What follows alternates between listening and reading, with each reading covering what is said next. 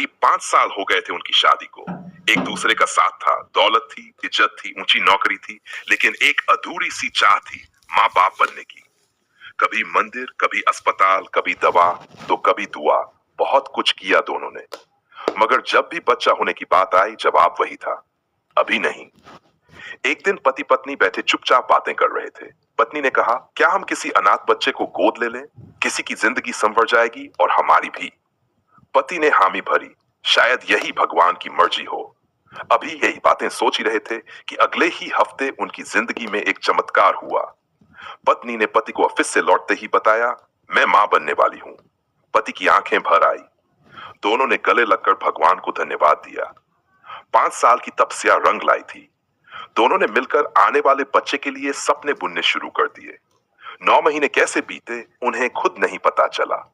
हर दिन बच्चे की धड़कनों के साथ उनके चेहरे पर मुस्कान बढ़ती जाती। फिर वो दिन आया जब बेटे ने जन्म लिया, मगर खुशी के आंसू जल्द ही चिंता की लकीरों में बदल गए।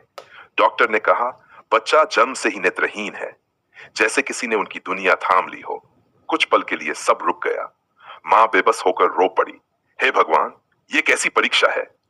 पिता ने हाथ थामकर कहा, हमने तो इस बच्चे को आने से पहले ही अपना लिया था। अब उसकी कमजोरी नहीं, उसकी ताकत बनेंगे। बेटे का नाम रखा गया, जो आंखों से नहीं पर दिल से देखता था। प्रकाश का बचपन संघर्षों भरा था, लेकिन माँ पापा ने कभी उसे यह महसूस नहीं होने दिया कि वह दूसरों से अलग है। माँ उसे कहानियां सुनाती जिनमें अंधे वीर होते जो अंधेरे में भी रोशनी खोज लेते। समय तेजी से बीत रहा था। देखते ही देखते प्रकाश 5 साल का हो गया था, मासूम, समझदार और बेहद भावुक। उसे अपनी दुनिया से कोई शिकायत नहीं थी, क्योंकि उसकी दुनिया उसके माता पिता ही थे। उनके स्पर्श, उनकी आवाज और उनका स्नेह, वही उसका संसार था। लेकिन बाहर की दुनिया इतनी सरल नहीं थी। रिश्तेदारों की जुबानें अक्सर जहर घोल देती। इतना पैसा है पर देखो नसीब, बुढ़ापा आएगा तो कौन संभालेगा? प्रकाश तो खुद को नहीं देख सकता, माँ बाप के बाद उसका क्या होगा? हर ताना एक तीर बनकर उनके दिल को चीरता, पर फिर भी मुस्कुराते रहे, क्योंकि उन्होंने अपनी किस्मत को सिरे से अपनाया था। लेकिन एक रात जब पति और पत्नी छत पर बैठे थे, पत्नी की आंखें भर आईं। सोचती हूं, उसने धीमे स्वर में कहा, अगर हम एक और बच्चा गोद लें, जो अनाथ हो, जिसे घर की जरूरत हो, तो शायद हमारा भी सहारा बन। पति ने उसकी ओर देखा। तुम्हारे दिल की बात मेरे मन में पहले से चल रही है, वह बोला। हम किसी को जीवन देंगे और शायद हमारा अपना जीवन भी संवर जाए। दोनों ने ठान लिया, अब वे किसी बच्चे की जिंदगी संवारेंगे। अगले ही दिन उन्होंने कुछ खास रिश्तेदारों से बात की। अगर किसी को पता चले कि कोई अनाथ बच्चा है जिसे परिवार की जरूरत है, तो हमें जरूर बताना। हम उसे दिल से अपनाना चाहते हैं। कुछ रिश्तेदारों ने चुपचाप सुन लिया, कुछ ने फिर भी ताने कसे। एक अंधा पहले से है, अब और बोझ उठाओगे? पर इस बार दोनों के चेहरे पर आत्मविश्वास था। हम बोझ नहीं उठा रहे, पति ने दृढ़ स्वर में कहा। हम भगवान का एक और आशीर्वाद उठा रहे हैं। अब उनके दिल में एक नई आशा का बीज बोया जा चुका था। प्रकाश की दुनिया में एक नया साथी आने वाला था, जो शायद उसे देख नहीं पाएगा, पर उसे समझेगा, उसका हाथ थामेगा। एक दिन अचानक सुबह सुबह फोन की घंटी बजी। राजेश जी ने जैसे ही फोन उठाया, उधर से बुआ जी की घबराई हुई आवाज आई, भैया जल्दी सुनो, मेरे गार्डन के बाहर कोई एक नवजात बच्चा छोड़ गया है। बहुत छोटा है, अभी अभी पैदा हुआ लगता है। राजेश जी और सुनैना जी दोनों चौंक गए। सुनैना जी ने फौरन कहा, दीदी प्लीज आप उसे किसी और को मत दीजिएगा। मैं और राजेश अभी पहुंचते हैं, हम उसे गोद लेना चाहते हैं। बिना एक पल गंवाए दोनों कार लेकर निकल पड़े। मन में हलचल थी, पर दिल में एक उम्मीद थी। जब वे पहुंचे, वहां पहले से ही पुलिस खड़ी थी। बच्चा एक कपड़े में लिपटा जमीन पर रखा हुआ था। आंखें बंद थीं, पर सांसें चल रही थीं, जैसे जीवन ने अभी अभी दस्तक दी हो। पुलिस भी उस बच्चे के माता पिता का कोई सुराग नहीं लगा पाई थी। राजेश जी ने अधिकारी से कहा, सर, हम इस बच्चे को गोद लेना चाहते हैं। हम उसे एक घर, एक नाम और एक भविष्य देना चाहते हैं। पुलिस ने थोड़ी पूछताछ की, कागजी प्रक्रिया शुरू की, और चूंकि बच्चा पूरी तरह अनाथ था और राजेश सुनैना एक स्थिर और समृद्ध परिवार से थे, पुलिस ने उन्हें बच्चा सौंप दिया। बच्चे को गोद में लेते ही सुनैना जी की आंखें भर आईं। राजेश जी बोले, हमारा घर फिर से गुलजार हो गया। प्रकाश को अब भाई मिल गया। घर पहुंचे तो प्रकाश दरवाजे पर खड़ा इंतजार कर रहा था। हम आप सबसे दिल से रिक्वेस्ट करते हैं कि जब आपको हमारी कहानी इतनी पसंद आ रही है तो कृपया हमारे चैनल को सब्सक्राइब जरूर करें, वीडियो को लाइक करें और कमेंट बॉक्स में अपना कीमती सुझाव जरूर दें कि आप आगे किस तरह की कहानियां सुनना चाहेंगे। आपकी एक छोटी सी प्रतिक्रिया हमारे लिए बहुत मायने रखती है। मम्मी, क्या ये मेरा छोटा भाई है? उसने पूछा। हाँ बेटा, सुनैना जी ने प्यार से कहा। अब तुम अकेले नहीं हो, ये तुम्हारा भाई है, तुम्हारा अपना राजा। प्रकाश ने नन्हे राजा की उंगली थामी और मुस्कुराया। अब मैं इसे अपने खिलौने भी दूंगा, अपनी कहानियां भी सुनाऊंगा। राजा नाम पड़ा उस नन्हे से बच्चे का, क्योंकि वह वाकई राजाओं की तरह पला। राजेश जी और सुनैना जी ने राजा को वह सब दिया जो हर बच्चा डिजर्व करता है, प्यार, सम्मान, सुरक्षा और खुले सपनों की उड़ान। राजा के लिए सबसे अच्छी चीज लाई जाती, जो उसे पसंद आए वो फौरन हाजिर होती। प्रकाश से भी ज्यादा लाड, ज्यादा दुलार, क्योंकि उन्हें एहसास था कि ये बच्चा उनके जीवन में भगवान का भेजा एक और तोहफा है। राजा भी बदले में अपने माता पिता से बेहद प्रेम करता, कभी कोई फरमाइश नहीं करता, लेकिन जो भी मिलता उसके लिए कृतज्ञता से भर जाता। उसकी मासूम मुस्कान ही उनके सारे थकान मिटा देती। समय बीतता गया और राजा अब धीरे धीरे बड़ा होने लगा, समझदार, शालीन और स्नेही। घर में अब दो बेटे थे, एक जिसने आंखों से नहीं दिल से दुनिया देखी थी और एक जिसने माता पिता की ममता को जन्म से नहीं पर कर्मों से पाया था। वक्त की रफ्तार कभी थमती नहीं। प्रकाश और राजा अब बड़े हो चुके थे। जहां प्रकाश जन्म से नेत्रहीन था, वहीं राजा ने अपनी मेहनत और लगन से पढ़ाई में कमाल कर दिखाया। सभी सुविधाएं होने के बावजूद उसने कभी घमंड नहीं किया। हर सफलता के साथ वह और विनम्र होता गया। इंजीनियरिंग में टॉप किया और फिर एक प्रतिष्ठित मल्टीनेशनल कंपनी में उच्च पद पर नियुक्त हुआ। राजा के नाम से अब लोग पहचानने लगे थे, लेकिन वह कभी ये नहीं भूलता था कि वो एक गोद लिया हुआ बच्चा है, जिसे प्यार ने पाल पोस कर राजा बनाया। घर की खुशियां पूरी थीं और मां बेटे की दुनिया में सुकून था। पर जीवन कब स्थिर रहता है? अचानक एक दिन सब कुछ बदल गया। राजा दफ्तर में था जब घर से कॉल आया। पिताजी नहीं रहे। फोन गिर गया उसके हाथ से। वो दौड़ा, पर देर हो चुकी थी। राजेश जी का दिल का दौरा जानलेवा साबित हुआ। घर में सन्नाटा पसर गया। राजा एकदम टूट गया था। जिसने उसे इस दुनिया में जगह दी, उसके बिना ये दुनिया ही अजनबी लगने लगी। बहुत रोया, फूट फूट कर, पर फिर मां का कांपता हुआ चेहरा देखा, प्रकाश की थरथराती आवाज सुनी, राजा, पापा चले गए। और उसी पल उसने खुद को संभाल लिया। अब वो सिर्फ एक बेटा नहीं था, वो उस घर का सिरमौर बन गया था। मां की दवाइयों का ध्यान, प्रकाश की जरूरतें, घर की जिम्मेदारियां और ऑफिस का प्रेशर, सब उसने अपने कंधों पर उठा लिया। उसने कभी ऑफ तक नहीं की। मां की आंखों में अब आंसुओं की जगह गर्व था। प्रकाश के चेहरे पर फिर से मुस्कान लौट आई। राजा ने पिता की कमी को खुद में समा लिया और जिंदगी की गाड़ी फिर से चल पड़ी।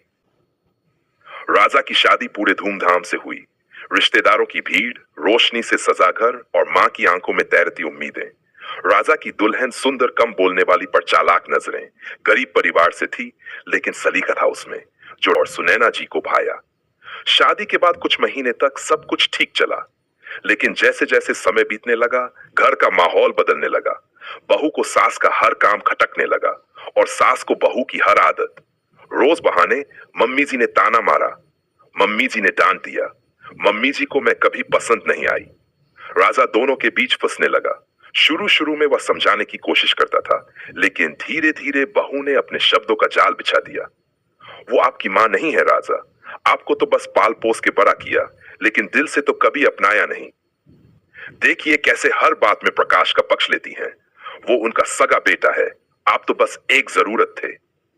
राजा ने कभी ऐसा नहीं सोचा था, पर जैसे जैसे बहू के शब्दों की धार तेज होती गई, उसका मन डगमगाने लगा। एक दिन वह चुपचाप अपने पापा की पुरानी फाइलें देखने लगा। जमीन जायदाद के कागजात, नाम तो सब सुनैना जी के थे, लेकिन वह भी प्रकाश के नाम करना चाहती थी।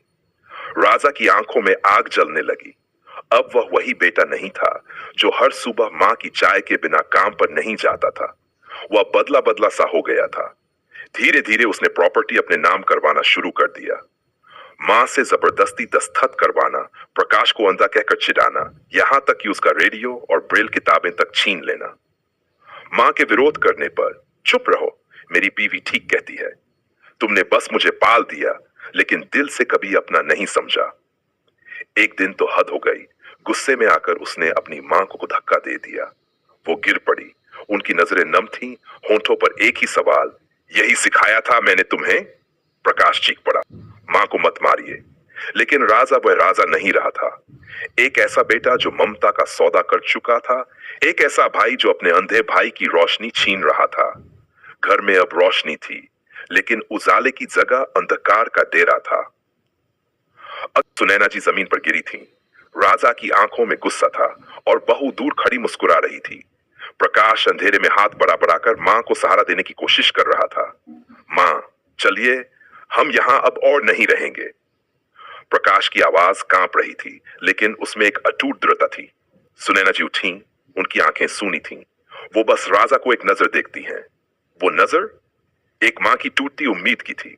वो कुछ नहीं बोली, बस एक छोटा सा थैला उठाया और बेटे का हाथ पकड़ घर से निकल पड़ी। दरवाजा जोर की आवाज से बंद हुआ। घर से निकलने के बाद सुनैना जी ने अपनी सारी जमा पूंजी में से एक छोटा सा फ्लैट खरीद लिया। 2 कमरे का, एक रसोई और एक छोटी सी बालकनी। जगह बहुत बड़ी नहीं थी, लेकिन उसमें इज्जत और चैन था। अब वही घर था, वही मंदिर था, और प्रकाश वही उनकी दुनिया। प्रकाश को कुछ समझ नहीं आता था कि क्या हो रहा है, बस मां का हाथ थामे चलता गया। उसे अंदाजा नहीं था कि उसका अपना भाई अब उनके लिए अजनबी बन चुका है। सुनैना जी ने सब कुछ खुद संभाल लिया। घर का किराया, लेकिन बिजली, राशन, दवाइयां और प्रकाश की जरूरतों का सारा खर्चा वही उठाती। वो अब भी ऑफिस नहीं जाती थी, पर उनकी सेविंग्स और पेंशन से उनका घर धीरे धीरे चलने लगा। हर सुबह वो सबसे पहले प्रकाश को तैयार करती, नहलाती, पहनाती और फिर खुद चाय बनाकर दोनों बालकनी में बैठ जाते। प्रकाश अक्सर पूछता, मां, क्या मैं बोझ हूं? सुनैना जी की आंखें भर आती, पर चेहरा मुस्कुराता। तू मेरी सांस है बेटा, बोझ कैसे हो सकता है? वो उसके लिए किताबें ऑडियो में सुनती, कहानियां सुनाती, और जब वो उदास होता तो उसका हाथ पकड़कर कहती, तेरी आंखें भले नहीं है, लेकिन तू रोशनी है मेरे जीवन की। उनकी जिंदगी अब संघर्ष से भरी थी, लेकिन उसमें सम्मान और आत्मसम्मान था। सुनैना जी की रातों की नींद उड़ चुकी थी। हर दिन एक ही सवाल मन में गूंजता, मैं तो अब हूं, लेकिन मेरे बाद प्रकाश का क्या? राजा जैसा बदल चुका था, उसके चेहरे की कठोरता अब साफ दिखाई देती थी। जिस बेटे को राजा बेटा बनाकर पाला, वो ही अब उनकी सांसों का डर बन गया था। उन्हें एहसास हो गया था, राजा अब बेटा नहीं रहा, वो अब बस एक हिस्सा चाहता है, प्रॉपर्टी का हिस्सा। राजा को पहले ही सुनैना जी की कई संपत्तियां ट्रांसफर की जा चुकी थीं, करीब 5 करोड़ से भी ज्यादा की। लेकिन अब उन्होंने अपने जीवन की सबसे बड़ी और साहसी लड़ाई लड़ने की ठान ली। उन्होंने वकील से बात की, एक वसीयत तैयार करवाई, जिसमें साफ साफ लिखा था, मेरी शेष संपत्ति जब तक मेरा बेटा प्रकाश जीवित है उसी के नाम रहेगी। उसके बाद यह सारी संपत्ति एक दृष्टिहीन बच्चों की सेवा करने वाले ट्रस्ट को दान कर दी जाएगी। राजा और उसकी पत्नी को इससे कोई अधिकार नहीं होगा। दस्तखत करते हुए उनके हाथ कांपे, आंखें नम थीं, पर दिल मजबूत। राजा को जब इसकी खबर मिली तो जैसे पैरों तले जमीन खिसक गई। बहू ने दिल मिलाकर कहा, देखा, यही है उनकी असली ममता। सौतेली मां कभी सगी नहीं हो सकती। राजा के भीतर आग लग चुकी थी। वो तमतमाता हुआ सीधा सुनैना जी के फ्लैट पर पहुंचा। दरवाजा खुद सुनैना जी ने खोला। राजा ने गुस्से में चिल्लाना शुरू कर दिया, आपको शर्म नहीं आती? मैंने आपको मां माना और आपने मुझे बेगाना कर दिया। तेरी मां मैंने कभी बनना छोड़ा ही नहीं, तूने बेटा बनना छोड़ दिया। सुनैना जी की आवाज शांत थी, पर शब्द सीधे राजा के सीने में धंस गए। इतना सब कर दिया, फिर भी तुझसे उम्मीद थी, पर अब नहीं। अब मेरी जिम्मेदारी सिर्फ प्रकाश है, और बस वही मेरा बेटा है। राजा कुछ बोलता, इससे पहले प्रकाश धीरे धीरे अंदर से चलकर आया, अपने हाथों से दरवाजा पकड़ा और कहा, भाई, मां की मोहब्बत बिकाऊ नहीं होती। अगर तुम्हें हिस्सा चाहिए तो जाओ, मां की ममता के बाजार नहीं लगते। इस बार सुनने वाले नहीं थे, और राजा की आंखों में हार की नमी तैरने लगी। राजा जैसे ही घर लौटा, देखा कि ड्राइंग रूम में उसकी पत्नी अपने मां बाप के साथ बैठी है। सबके चेहरे पर गुस्से और ताने कसने का भाव था। सास बोली, देखो दामाद जी, हमने पहले ही कहा था ये औरत तुम्हारी मां नहीं है। ससुर ने भी जोड़ दिया, जो अपने बेटे में फर्क करती है वह मां नहीं सौतेली होती है।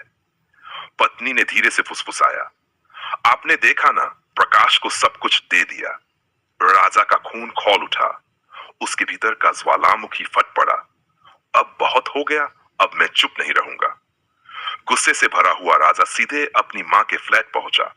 दरवाजा खटखटाया नहीं, धक्का मारकर खोल दिया। प्रकाश अंदर बैठा कुछ सोच रहा था। सुनैना जी रसोई में थी। राजा ने गाली गलौज शुरू कर दी, कहां है वो औरत जिसने मुझे सौतेला कहकर ठुकरा दिया। सुनैना जी दरवाजे पर आई, पर इस बार वह डरी नहीं थी। उनकी आंखों में भय नहीं, ठान लेने की ताकत थी। राजा चीखा, तूने मुझे कुछ नहीं दिया, सब उस अंधे को दे दिया। सुनैना जी ने एकदम शांत स्वर में कहा, मैंने तुझे प्यार भी दिया था बेटा, पर तूने उसे भी ठुकरा दिया। तभी उन्होंने मोबाइल उठाया, डायल किया। हाँ, मेरा दत्तक पुत्र मेरी प्रॉपर्टी हड़पने और मारपीट की धमकी दे रहा है। तुरंत आए। कुछ ही मिनटों में पुलिस आ गई। राजा ने हाथ छुड़ाने की कोशिश की, लेकिन कोई बचाव नहीं था। पुलिस ने कहा, आप पर घरेलू हिंसा, धमकी, जबरदस्ती घुसपैठ और मानसिक प्रताड़ना के केस दर्ज होंगे। राजा को हथकड़ी लग गई। वो गुस्से से बड़बड़ाता रहा, मां है मेरी, ऐसा कैसे कर सकती है। लेकिन सुनैना जी का चेहरा पत्थर बन चुका था। उन्होंने कहा, जिस दिन तूने इंसानियत छोड़ी, उसी दिन मैंने मां होना छोड़ दिया। राजा को जेल ले जाया गया और किसी ने उसे बचाने की कोशिश नहीं की, ना उसकी पत्नी, ना उसका ससुराल। जिस पत्नी ने कान भरे थे, वही अब फोन तक नहीं उठा रही थी। राजा जेल की कोठरी में बैठा दीवार को देखता रहा और पहली बार उसकी आंखों से सच्चे पछतावे के आंसू निकले। उसने धीरे से बुदबुदाया, काश मां की ममता और भाई का प्यार समझ पाया होता।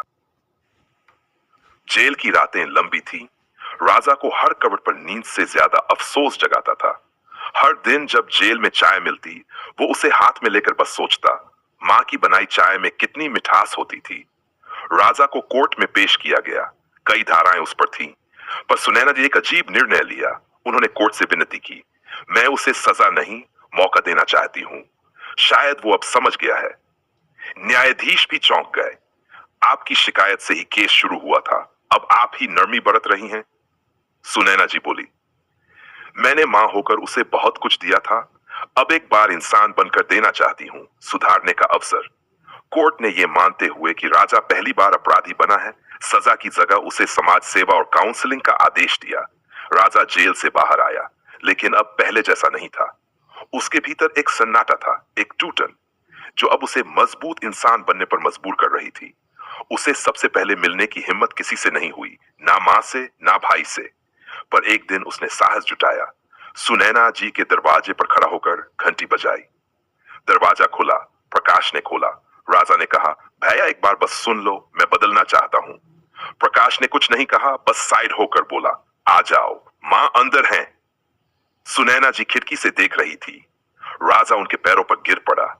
मां, मुझे माफ कर दो, मुझे एक मौका और दो। मैं फिर से वही बेटा बनना चाहता हूं जो आपके गले लगकर रोया करता था। सुनैना जी की आंखें भर आई, लेकिन इस बार उन्होंने उसे रोते हुए उठाया और गले लगा लिया। बेटा बनने के लिए खून नहीं, इंसानियत चाहिए, और आज तू वही बन गया है। राजा ने अपने अपराधों का प्रायश्चित करना शुरू किया। हर दिन वह अपनी मां और भाई के लिए खाना बनाता, घर साफ करता, प्रकाश को मंदिर ले जाता। उसकी पत्नी और ससुराल वाले जब उसे वापस बुलाने आए, तो राजा ने सिर्फ इतना कहा, जहां मेरे अपने अपमानित हों, वहां मेरा कोई रिश्ता नहीं। राजा ने खुद को साबित किया, एक सच्चा बेटा बनकर, एक पछताए हुए इंसान बनकर। अब जब सुनैना जी बुजुर्ग हो गई, तो उनकी आंखों में राहत थी, क्योंकि अब वो जानती थी कब्र नहीं है। अब राजा भी उसके साथ है, दिल से, आत्मा से और हमेशा के लिए।